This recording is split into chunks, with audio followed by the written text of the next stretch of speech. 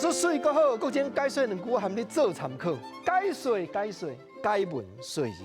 好朋友，咱互相来念台湾的囡仔歌，莫讲研究啦，咱互相来探讨这个囡仔歌。全世界无论倒位囡仔歌，拢是咧教育囡仔，了解眼来看到万事万物。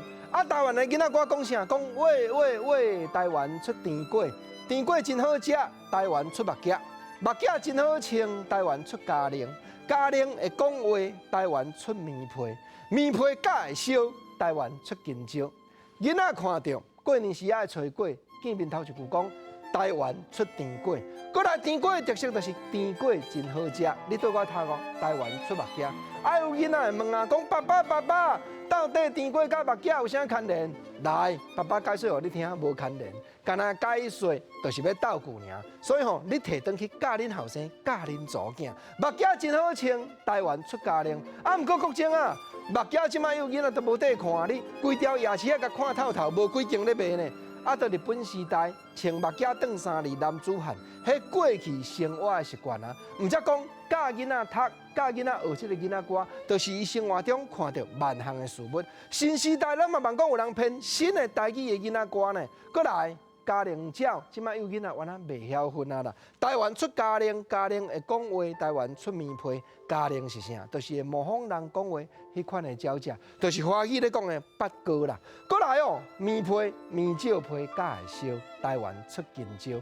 过来就换讲农产品啦哦，金蕉真大片，台湾出番薯，番薯会煮鸡，台湾出飞机，飞机真牛飞，台湾出鼓吹。鼓吹真牛蛋，台湾出炸弹，炸弹真厉害，歹人唔敢来。金蕉真大片，这农产品。过来话讲台湾出番薯，这原来台湾上界普遍的政策。啊，咱知影一句话讲，时到时长，无米煮番薯汤。毋则讲番薯煮落去，救人番薯会煮鸡。过来讲台湾出飞机。照咱研究，这应该是日本时代囡仔歌。话讲对飞机去，讲飞机真牛飞，台湾出鼓吹。飞机甲鼓吹这个乐器哩，无牵连啦，单纯就是讲斗句的尔。啊，鼓吹打的这是乐器，毋过吼，共这两字汉字发音无共，吹是读册音。你若换讲白话音，鼓吹甲鼓吹意思完全不相同哦。鼓吹是啥？就是讲国情啊，甲你鼓吹，甲你鼓舞。鼓吹讲解文说字，逐工都有新节目，你一定要逐工对好调。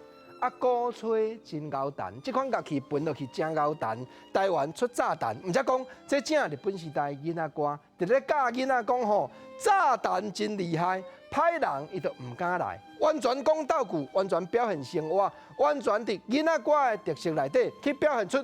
多色草木鸟兽之名，互囡仔学晓生活万项的事物啊！